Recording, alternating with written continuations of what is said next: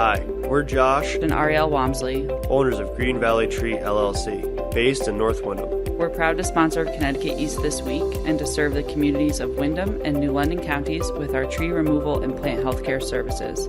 Visit our website at greenvalleytreeworks.com for a full list of our services, or give us a call on 860-234-4041. We look forward to hearing from you.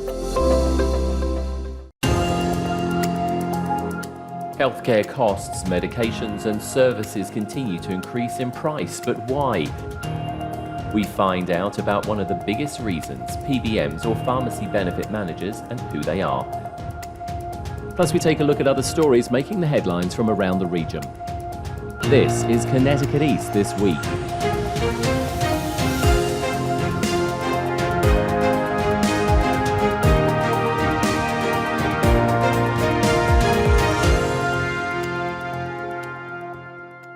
Hello, I'm Brian Scott Smith.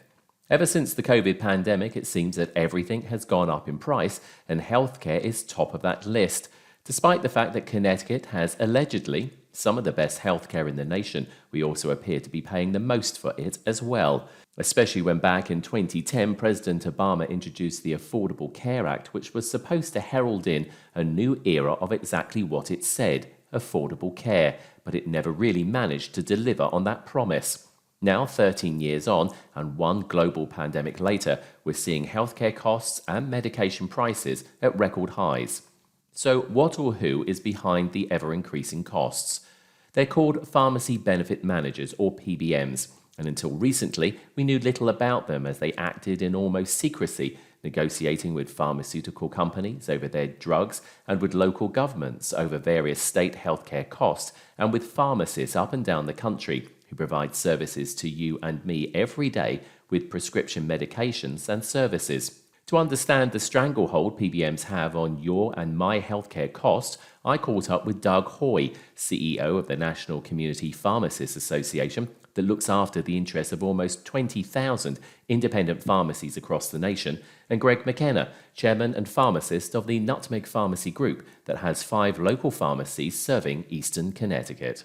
To you both, thanks for joining us. Thank you. Hey, my pleasure. So, Doug, I want to start with you from a bigger picture. We keep hearing about pharmacy benefit managers. Tell us where we're at with these and why they're such a problem. PBMs are some of the biggest business operators in the country that probably most average people have never heard of. They control the prescription drugs that almost every American in the United States takes, and they profit from that control. And what we're finally seeing after years and years and years, NCPA, we're a trade association based in DC. We've been screaming about this for decades. Members of Congress, state legislatures, in some states anyway, are taking action to begin to rein these PBMs in, hold them accountable, because we're finding in some, whether it's a state or federal government, they've overcharged taxpayers hundreds and hundreds of millions of dollars to pad their pockets. And those are just some of the places that we found. Probably gets into billions of dollars that they've overcharged the American public over the last 20 years. So we're seeing some momentum, but there's still a lot more that needs to be done to reform these bad actors. And I'm guessing from a state-by-state basis varies accordingly. It does. And so one thing that has happened in the last 2 years is that the Supreme Court, in a unanimous decision,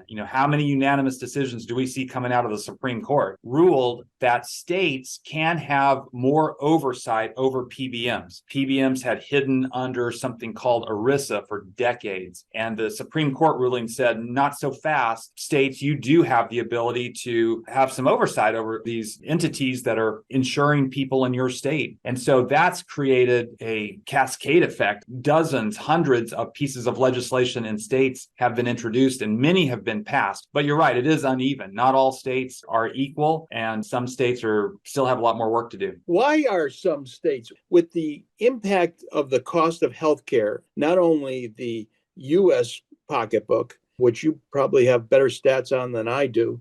In a state by state basis, like in the state of Connecticut, healthcare costs a fortune. And it not only costs a fortune to the state, but it also costs a fortune to the taxpayer. And why are only some states understanding we've just come off a high inflationary trend and, people are looking to save money, and some of the largest expenditures, not only national as well as state and as well as personal expenditures, which healthcare is. In fact, it's taking away from people to eat because they need to have medicine. Why are some states not responding? And in fact, not only some, probably a majority of the states, right? I would say the majority of the states are doing something. Even traditionally, you've got blue states and red states that are both doing something. California has passed laws. New York has passed laws, traditionally blue states, but then also traditionally red states like Tennessee, Florida, just recently with Governor DeSantis passed some very good PBM legislation. But to answer your question, Greg, and you may not like the answer, but I'll give it to you.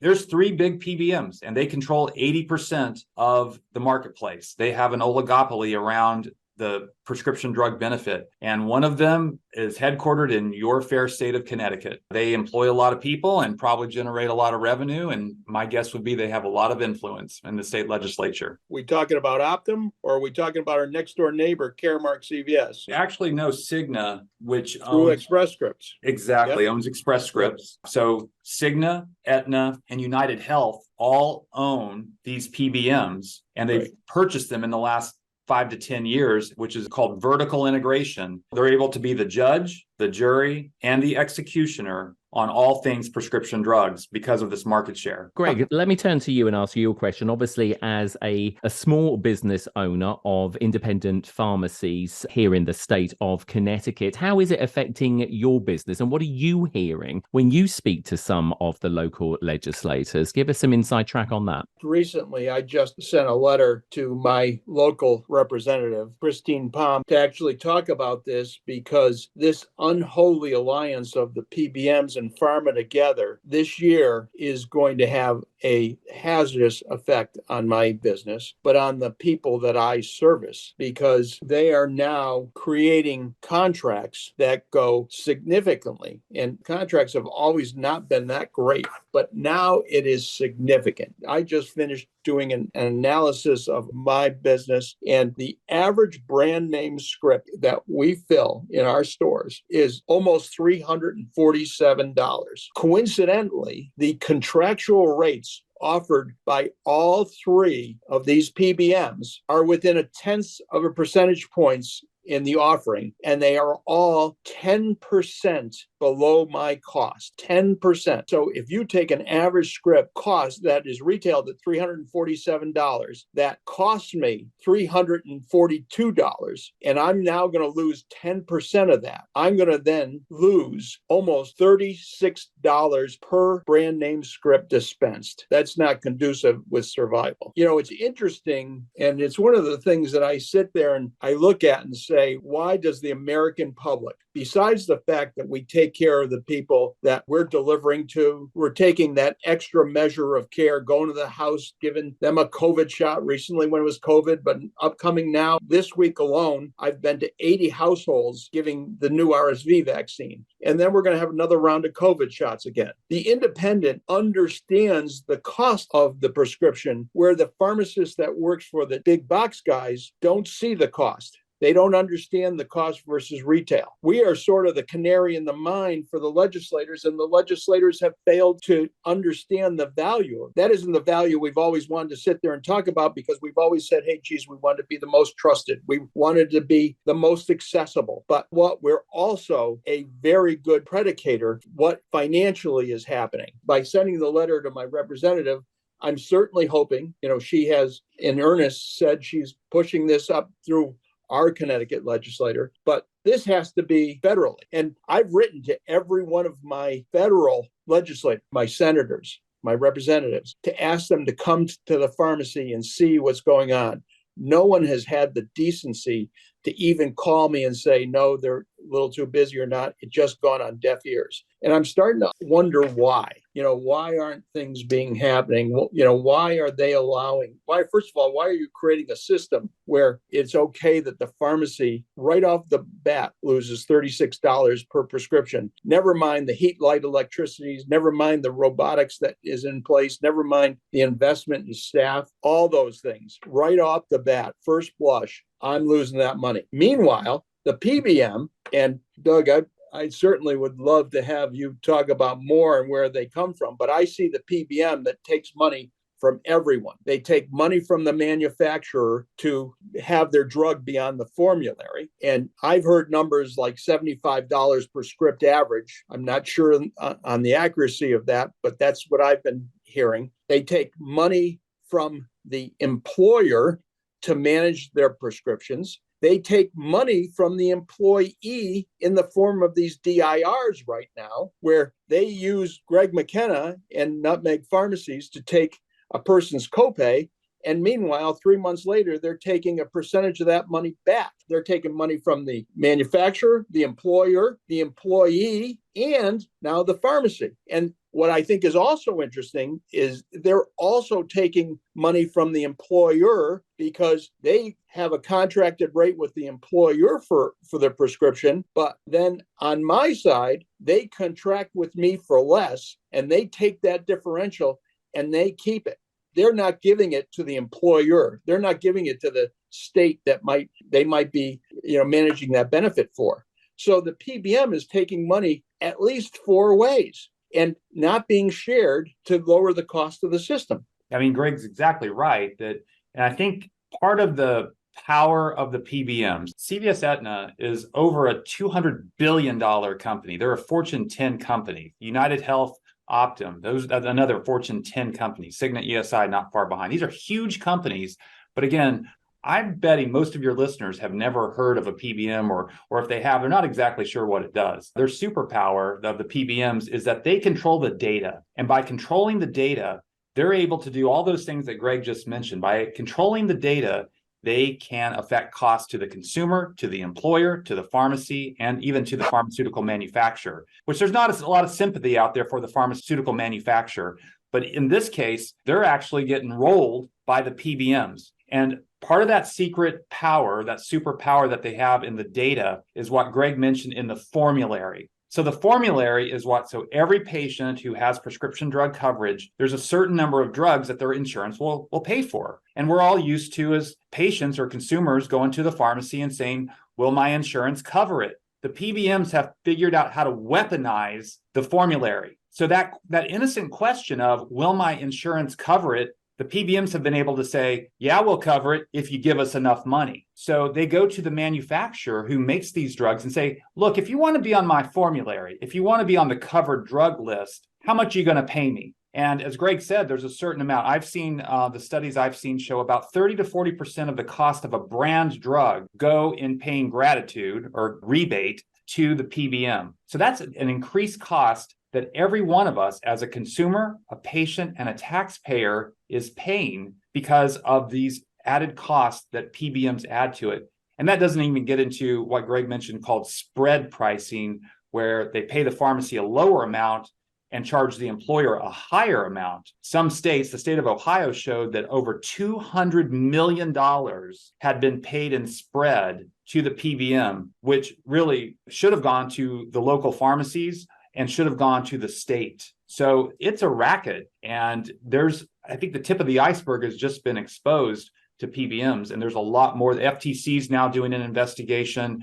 Congress has legislation that is pending, and hopefully it will be passed in this session. But we're just seeing the tip of the iceberg of this. This is like big tobacco light as far as cost exposure to taxpayers. Let me just quickly pick up on something with both of you as well, which you've sort of led me down that path quite nicely, both of you. I want to talk about Medicare very quickly as well. Obviously, another system and its healthcare costs. Just recently, it was announced that 10 drugs on Medicare will be renegotiated. Just quickly talk to us, both of you, and we'll start with Doug here. It sounds good, but then you look at the fine print and that doesn't really come into effect until 2026. So it does beg the question how helpful it is going to be to people. Yeah, I have to admit I'm skeptical, not only because of the delay in implementation, but more so because with all the rhetoric from the administration about, oh, we're going after big pharma, they've not once said the word PBM. And when we compare lower drug costs in every other country in the world, except for the United States, where the United States has the highest drug costs, the one big difference, someone would say, well, in other countries, the government can negotiate with pharma. And while that may be true in other countries, the other thing that's not mentioned, what I believe is really driving up costs, is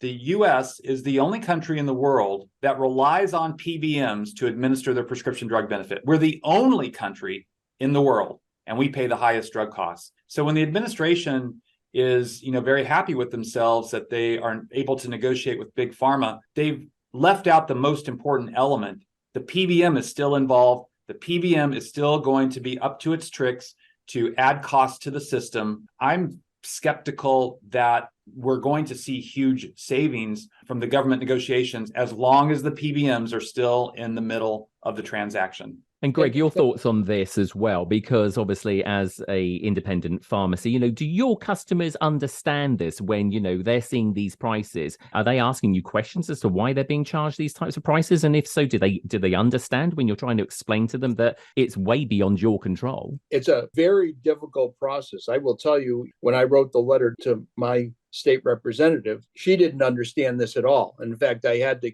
sort of give her a little bit of a history of what has happened. And the analysis, Doug's right. The PBM is the problem on this. And, you hate to sit there and say, oh, wow, these are the bad guys. You're going after them. Well, the problem is they do control everything. They are not only the superpower, as Doug said with the data, but also they're the conduit to everyone raising their prices. They're essentially the shill that says, okay, look, as long as you pay me, I don't care what the drug prices are doing. And in fact, quite honestly, they make out better because they get a percentage of their administrative costs just on the drug pricing. Behooves them to let the manufacturer then say, okay, I might have to pay 30 to 40%, which is now really a real significant number, because I said 75, and I already told you my average prescription was $347. So if they're getting 30 to 40% of that, well, now they're getting well over $100 per prescription. So they're getting their take. They're then making more money on the increased cost, their percentage. They are making a fortune, and they're the conduit. They are actually the people that have created the system that has increased the costs. Wonder why our legislators don't understand that. I hate to think are participative in this, because this is so wrong on its face. When you sit there and start telling somebody, their eyeballs light up and they get upset when they're sitting there and saying, hey, hold on here. Tonight, I'm sitting there and cutting back on my meals to have my meds, and these guys are taking my money. It is a hard concept to understand, and the PBM is really a bad actor here. And that's a real problem. Pursuant to this, we got into it with 10 drugs. I think what is kind of interesting is President Biden, just a year ago, September of 22, brought in the Inflation Reduction Act. Fantastic. Great. I'm glad somebody's doing something. But to pick 10 drugs, well, how come Eliquis, that ran out of its patent in 2019, and I don't know if you're aware, but with the FDA, when they get a rebuttal to their expiration date of a patent, they automatically extend the patent life 2.5 years. We're talking about a $1 billion drug. And if you can get 2.5 more years because you said, hey, look, this isn't right. And even if in 2019, when their original patent was supposed to run out, their patent isn't going to run out till November of 2026. Isn't that interesting that the 10 drugs don't kick in till 2026, and Eliquis now loses its patent in November of 2026. So it's going to be generic anyways. Another drug's on that list, Novolog. Well, there's already a generic for Novolog insulin. Why are we buying the brand name? Is the state, through their state employee contracts, are they not probably getting some money for this? Is there a reason why they would want to pay a higher price for the next 3 years on a brand name Novolog when a generic already exists? I mean, because even when the state or the employer gets money from this, probably through the PBM, they're probably being told that they're going to lower their costs. They're going to, reduce that share. Isn't the state then participative in increasing the drug cost? Because the company, we're going to give you this money. We're just going to raise our price. And who ends up paying? It is always the public that ends up paying. And our legislators are charged with the hard job of lowering those costs, making those tough decisions. I mean, why is it so hard for the U.S. government and or the state of Connecticut in their particular plan to sit there and start saying, you know what, we're the payer. We're going to tell you what the costs are. We're going to have to leave it there. It is a huge conversation, but I thank Doug and Greg, obviously, for your input today. But of course, I think, it does just bring to light the question that, whenever big government is involved in anything, it never does run anywhere near as smoothly or as cost effective as maybe it should. We will obviously be keeping an eye on this continued situation with regards to the pharmacy benefit managers. And obviously the progress, as Doug has said, is slowly being made. But in the meantime, to you both, thank you for your input on this and for helping us to understand a little bit more about pharmacy benefit managers. You're welcome. Thank you.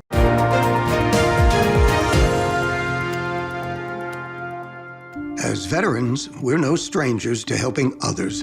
That's what we were taught, service before self. But we do have one question for the veterans listening.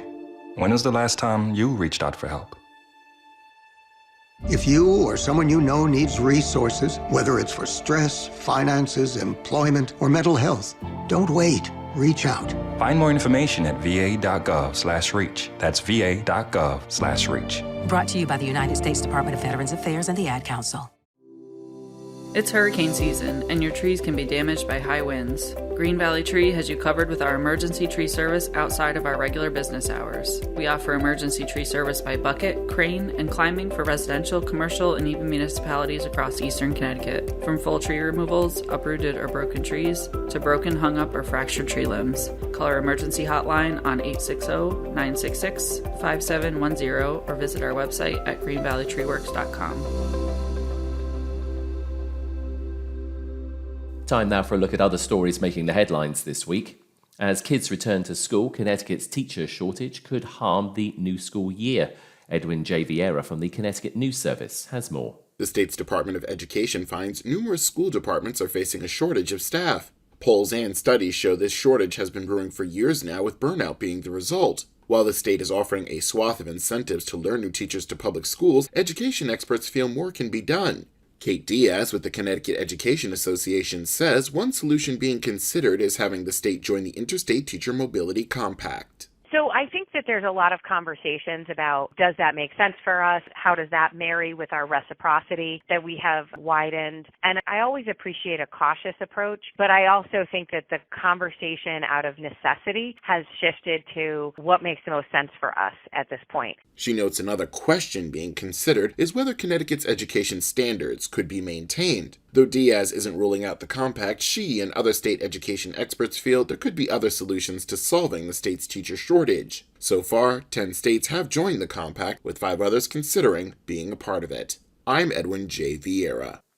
Governor Lamont and Connecticut emergency management officials announced the start of National Preparedness Month.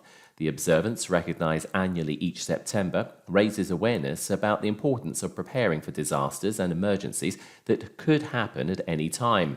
Connecticut is currently in the height of hurricane season, and officials are advising residents to take the steps necessary to prepare for any emergency that could potentially impact the state. The Atlantic hurricane season runs each year from June 1st to November 30th, with the principal threat period for Connecticut occurring between mid-August and mid-October. Lamont is encouraging residents to download the state's CT Prepares app for their mobile devices. The app, which can be downloaded at no charge from the Apple iTunes Store and the Google Play Store, provides Connecticut residents with information that is useful in emergency situations and also gives preparedness tips in advance of an emergency. Additional tips can be found online at ct.gov/CT Prepares. Residents can also follow the Connecticut Division of Emergency Management and Homeland Security's social media pages for weekly tips throughout the Preparedness Month. U.S. Senator Richard Blumenthal has been visiting Connecticut manufacturers recently, touting their growing involvement in the green energy industry with the products they make. Blumenthal visited family-run Spiral in Danielson in the northeast of the state and spoke to their 250 employees about the work they do and the 75th anniversary of the company, which has facilities in several other states and locations worldwide. Blumenthal said what Spiral makes every day is essential to so many other industries, including the growing green energy sector. Green technology, Tesla, fuel cells made by UTC, or what used to be known as UTC, then became Raytheon. Now it's called something else. But the point is, again, whatever they call themselves, they're using your stuff. And the same is true of solar, of any company that uses fasteners. Jeff Cole is the CEO of Spiral International Corporation and said over the years the company has continued to evolve the products it makes to serve existing and new industry sectors. All industries, whether it be standard automotive to medical to aerospace to military, but in the last 10 or 15 years we've really done quite a bit of work in alternative energy, whether it be in car batteries like Tesla, and we're strong in the EV market or Tesla power banks in your house, to wind turbines. Spiral began back in 1948 with the invention of the coiled spring pin, which is a major component that can be found in machines and mechanisms across the world. The company boasts clients in the military sector, as well as making parts for wind turbines and even lithium-ion batteries. In Connecticut News Junkie this week, as colder months loom on the horizon, Connecticut is preparing to help its residents stay warm. The Connecticut Energy Assistance Program, or CEAP, has opened its application period for the 2023-2024 winter season. The program is designed to support Connecticut homeowners and renters who may struggle with the financial burden of heating their homes. CEAP offers basic benefits that range from $180 to $530 depending on the household's income, size and needs. The benefits are generally paid directly to utility companies or fuel suppliers, relieving recipients of the added stress of managing the bills. The program targets households with incomes up to 60% of the state's median income, translating that to approximately $79,910 for a family of four. In a special provision for those households using deliverable fuels like oil or propane, the program may also cover multiple free tank refills throughout the winter. The program is aiming to help an estimated 116,000 households with heating costs in the state.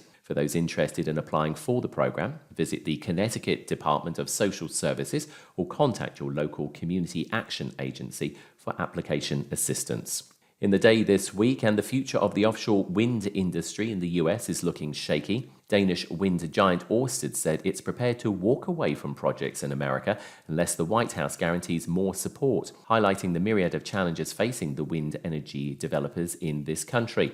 The US, far behind Europe and China in the race to build offshore wind, is targeting a jump to 30 gigawatts by the end of the decade from next to nothing now. While the Biden administration has touted its landmark clean energy subsidy program to kickstart projects, developers must ensure a large chunk of components are US made to take full advantage of the incentives, and that's proving hard to achieve. We are still upholding a real option to walk away, Ørsted Chief Executive Officer Mads Nipper said in an interview in London recently. But right now, we are still working toward a final investment decision on our projects in America. Ørsted is part of the partnership with Eversource, currently developing State Pier in New London as a platform for the offshore wind industry on the East Coast.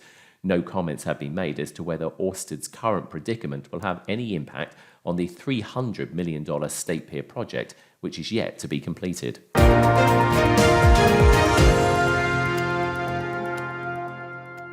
That's all from us for this edition. Do send us your questions and story ideas to the show via our website at connecticut-east.com or Facebook or Twitter at Connecticut East and on Instagram at Connecticut East This Week. And you can listen to the show again on our social platforms, on demand, and by asking your smart speaker to play Connecticut East This Week podcast. And please like, follow, and share on your social media too. I'm Brian Scott Smith. Thank you for listening.